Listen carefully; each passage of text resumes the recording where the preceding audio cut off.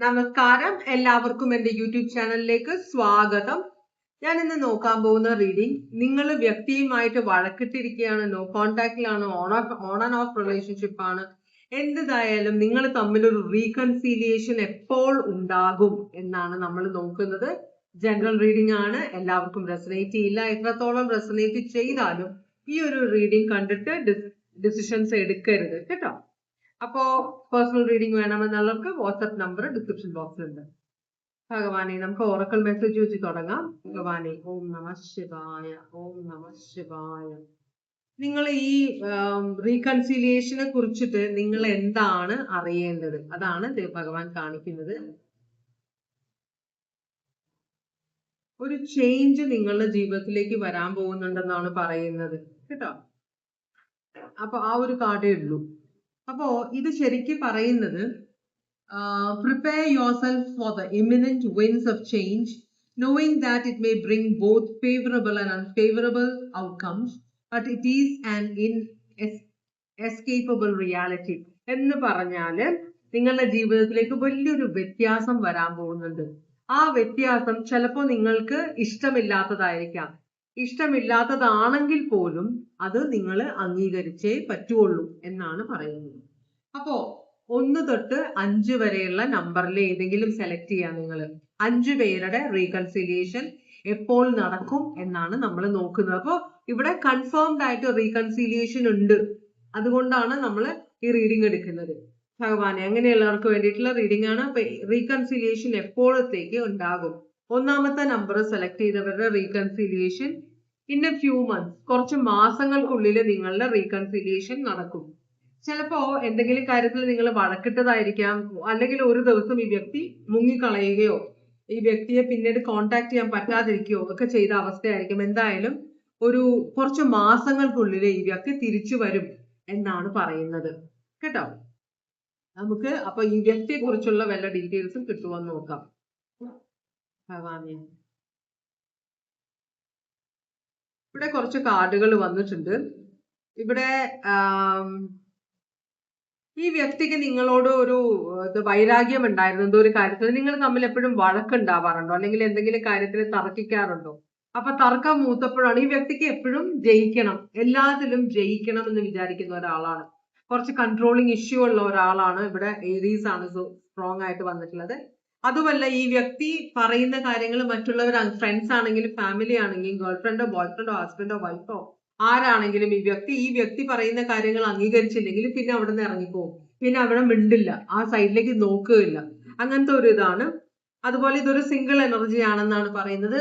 Married ആണെങ്കിൽ പോലും single ആയിട്ടാണ് ഈ വ്യക്തി മറ്റുള്ളവരോട് ഞാൻ സിംഗിൾ ആണ് എന്ന് വിശ്വസിക്കാൻ ആഗ്രഹിക്കുന്ന ഒരു എനർജി ആണെന്നാണ് പറയുന്നത്. അത് പക്ഷേ നിങ്ങളും ഈ വ്യക്തിയുമായിട്ട് വളരെ വർഷങ്ങളായിട്ടുള്ള പരിചയമാണ്.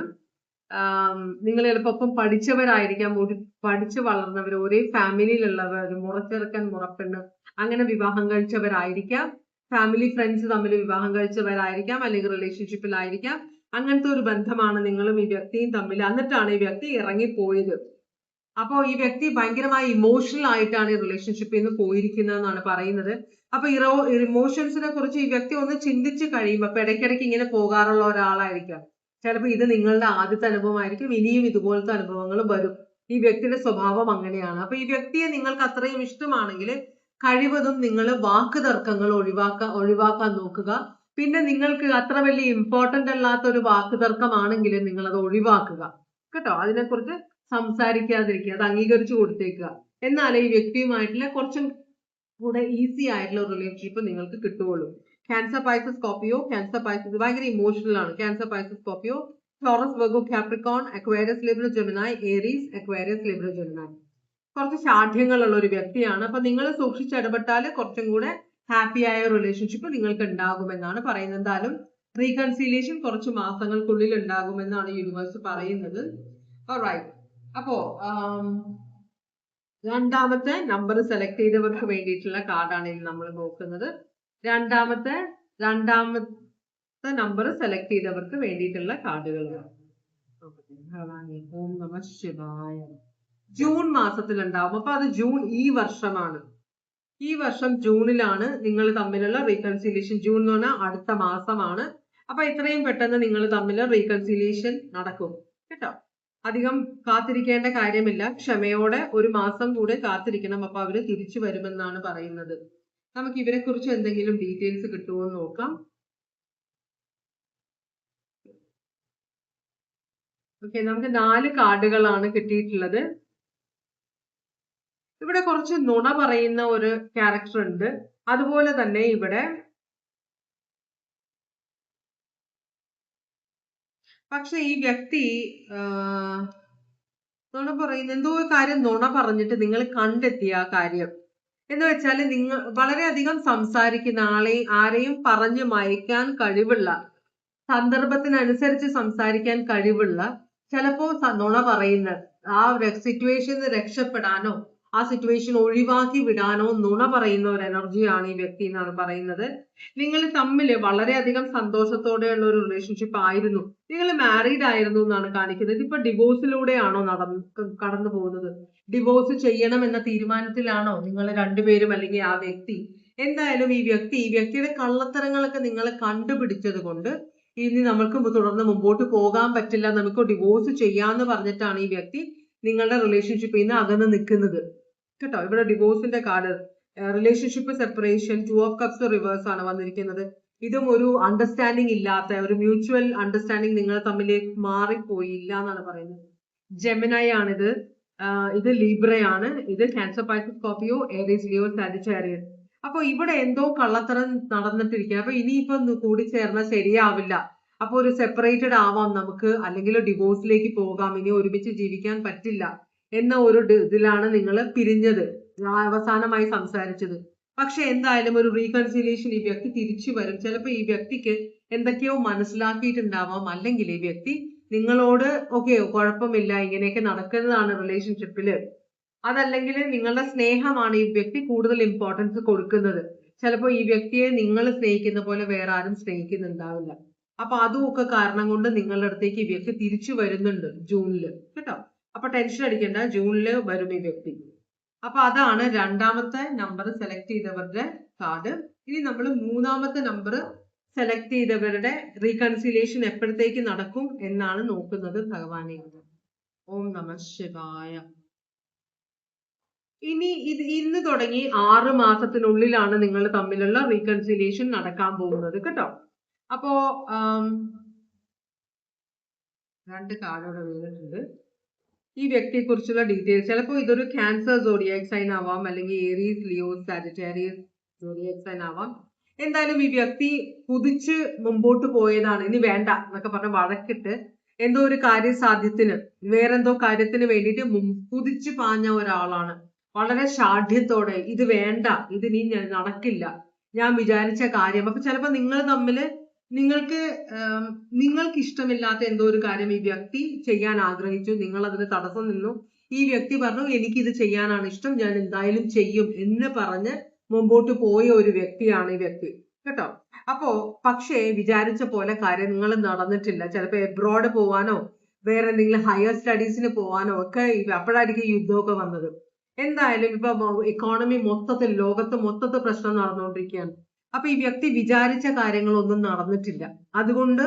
അതുകൊണ്ട് മാത്രമായിരിക്കില്ല, ചിലപ്പോ ഈ വ്യക്തിക്ക് മനസ്സിലായിട്ടുണ്ടാവും നിങ്ങളെ വേദനിപ്പിച്ചിട്ട് പോയാൽ ഈ വ്യക്തിക്ക് നല്ലതൊന്നും വരില്ല എന്ന്. അപ്പൊ അതുകൊണ്ടായിരിക്കും, അതും നിങ്ങൾ ഈ വ്യക്തിയുടെ നല്ലതിന് വേണ്ടിയിട്ടാണ് പറഞ്ഞതെന്ന് മനസ്സിലായിട്ടുണ്ടാവാം. അതുകൊണ്ടായിരിക്കാം. എന്തായാലും 6 മാസം, ചിലപ്പോ ഇപ്പൊ തീരുമാനമായിട്ടുണ്ടാവില്ല, 6 മാസത്തിനുള്ളിൽ തീരുമാനമെടുത്തിട്ട് ഈ വ്യക്തി നിങ്ങളുടെ അടുത്തേക്ക് തിരിച്ചു വരുമെന്നാണ് പറയുന്നത്. ചിലപ്പോ പോയ കാര്യം ആ വ്യക്തി വിചാരിച്ച തരത്തിൽ നടന്നിട്ടുണ്ടാവില്ല. മനസ്സിലായോ? പല പ്രശ്നങ്ങൾ, താമസ സൗകര്യത്തിന്റെ പ്രശ്നം, യാത്രയുടെ പ്രശ്നം, ഭക്ഷണം, പൈസ, എല്ലാത്തിനും ബുദ്ധിമുട്ടുണ്ടായിട്ടുണ്ടാവാം. അപ്പൊ പോണ സമയം ശരിയല്ല എന്നായിരിക്കും നിങ്ങൾ പറഞ്ഞത്, ഇവർ അംഗീകരിക്കാതെ പോയതാണ്. എന്തായാലും ഇവര് 6 മാസത്തോണ്ട് തിരിച്ചു വരും നിങ്ങളുടെ അടുത്തേക്ക് കേട്ടോ. ഇവിടെ ക്യാൻസർ സോഡിയാക് സൈൻ കാണിക്കുന്നുണ്ട്, ഏരീസ്, ലിയോ, സാജിറ്റേറിയസ്. അപ്പൊ 6 മാസം വരെ ഒന്ന് ക്ഷമയോടെ കാത്തിരിക്കുക. ഇത് മൂന്നാമത്തെ നമ്പർ സെലക്ട് ചെയ്തവർക്ക് വേണ്ടിയിട്ടുള്ള റീഡിംഗ് ആണ്.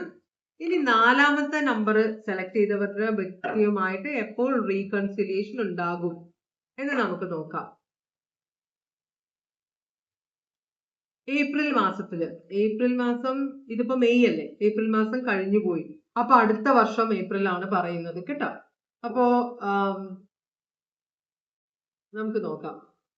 ഇവിടെ ഒരു ഇവിടെ 6 ഓഫ് സ്വേർഡ്സ് റിവേഴ്സും ലവേഴ്സ് റിവേഴ്സുമാണ് വന്നിരിക്കുന്നത്. എന്തൊക്കെയോ പ്രശ്നങ്ങൾ ഉണ്ടായിട്ടുണ്ട് നിങ്ങൾ തമ്മില്.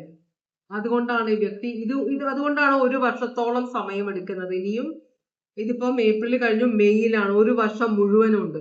അപ്പോ ഏപ്രിൽ മാസത്തിലെ ഈ വ്യക്തി തിരിച്ചു വരുള്ളൂ. റീകൺസിലിയേഷൻ അതിപ്പം നിങ്ങളോട് വിളിച്ച് സംസാരിക്കാം, കോണ്ടാക്ട് ചെയ്യാം, നമുക്കിനി കുഴപ്പമില്ല, നമുക്ക് ഒരുമിച്ച് തന്നെ മുമ്പോട്ട് പോകാം എന്നൊരു തീരുമാനം ഏപ്രിലിലേ ഉണ്ടാവുള്ളൂ എന്നാണ്. അപ്പൊ കുറച്ച് സമയം ഉണ്ട്, എന്നാലും വേറെ വഴിയില്ല.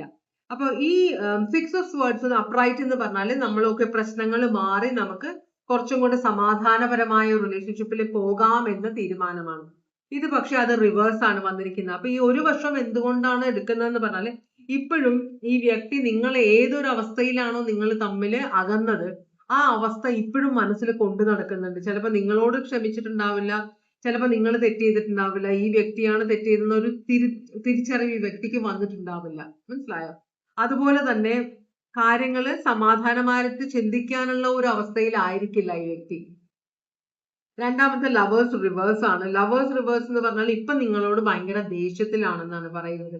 അപ്പൊ എന്തോ ഒരു വലിയ പ്രശ്നം നിങ്ങൾ തമ്മിൽ ഉണ്ടായിട്ടുണ്ട്. അത് ഈ വ്യക്തിയെ വളരെയധികം വേദനിപ്പിച്ചിട്ടുണ്ട്. അപ്പോ അല്ലെങ്കിൽ ദേഷ്യപ്പെടുത്തിയിട്ടുണ്ട്. എന്തായാലും തൽക്കാലത്തേക്ക് ഈ വ്യക്തി നിങ്ങളോട് ക്ഷമിച്ചിട്ടില്ല, നിങ്ങളെക്കുറിച്ച് നിങ്ങളുടെ അടുത്തേക്ക് തിരിച്ചു വരണമെന്നും ആഗ്രഹിക്കുന്നില്ല. പക്ഷേ ഏപ്രിൽ മാസം ആവുമ്പോഴേക്കും ഇതിലൊക്കെ ഒരു വ്യത്യാസം വരും. കാരണം സമയം മുറിവുകളെ ഉണക്കും, പ്രശ്നങ്ങളെ കുറയ്ക്കും എന്നാണ് പറയുന്നത്. അപ്പൊ അതുകൊണ്ട് തന്നെ ഏപ്രിൽ മാസം ആകുമ്പോൾ ഈ വ്യക്തി തിരിച്ചു വരും. ഇത് ജെമിനായി സോഡിയാക് സൈനും അക്വേറിയസ് ലിബ്ര ജെമിനായോ ആണ് കേട്ടോ. ഇപ്പോൾ നിങ്ങളോട് ഭയങ്കര ദേഷ്യമുണ്ട് ഈ വ്യക്തിക്ക്. ഇനി നമ്മൾ നോക്കാൻ പോകുന്നത് 5ാമത്തെ നമ്പർ സെലക്ട് ചെയ്തവർക്ക് വേണ്ടിയിട്ടുള്ള കാർഡാണ്. എപ്പോഴാണ് നിങ്ങളും വ്യക്തിയുമായിട്ടുള്ള റീകൺസിലിയേഷൻ നടക്കാൻ പോകുന്നത്? ദിസ് ഇയർ എന്നാണ് പറയുന്നത്, ഈ വർഷം. അപ്പൊ 2026 ഡിസംബർ 31 ഇത് ഡിസംബർ മാസമാണെന്നാ തോന്നുന്നത്. പടക്കം പൊട്ടുന്നുണ്ട് ഇവിടെ. അപ്പൊ ന്യൂ ഇയർ സമയമൊക്കെ ആവുമ്പോ ഡിസംബർ 31 തീരുന്നതിന് മുമ്പ് ഈ വ്യക്തി നിങ്ങളുമായിട്ട് റീകൺസിലിയേഷൻ ആഗ്രഹിക്കും. സൺ കാർഡ് വന്നിട്ടുണ്ട്. ഹാപ്പിനെസ് ആണ് സൺ കാർഡ് കാണിക്കുന്നത്. ലിയോ സോഡിയാക് സൈൻ ആണ്. ഓക്കെ, ഇത് സൺ കാർഡ് എന്ന് പറയുമ്പോൾ കാര്യങ്ങൾ വ്യക്തത വരികയും അതുപോലെ തന്നെ സന്തോഷം വരികയും ചെയ്യുന്ന ഒരു കാർഡാണ് സൺ കാർഡ്. പിന്നെ ഉള്ളത്, ഈ വ്യക്തി മനസ്സിലാക്കും നിങ്ങളിൽ നിന്ന് അകന്നിരുന്നാൽ ഈ വ്യക്തിക്ക് ഒന്നും നേടാനില്ല എന്ന്. മനസ്സിലായി? എന്തൊക്കെയോ നേടി എന്ന ഒരു ചിന്ത ഈ വ്യക്തിക്ക് ഉണ്ടായിരുന്നു. അത് തിരിച്ചറിവാകും. അതാണ് ബ്രൈറ്റ്നസ്. തിരിച്ചറിവാകും ഒന്നും നേടിയിട്ടില്ല, നിങ്ങളുടെ കൂടെ അല്ലാതെ ഈ വ്യക്തി എന്ത് നേടിയിട്ടും ഒരു കാര്യവുമില്ല എന്നൊരു തിരിച്ചറിവ് വരും.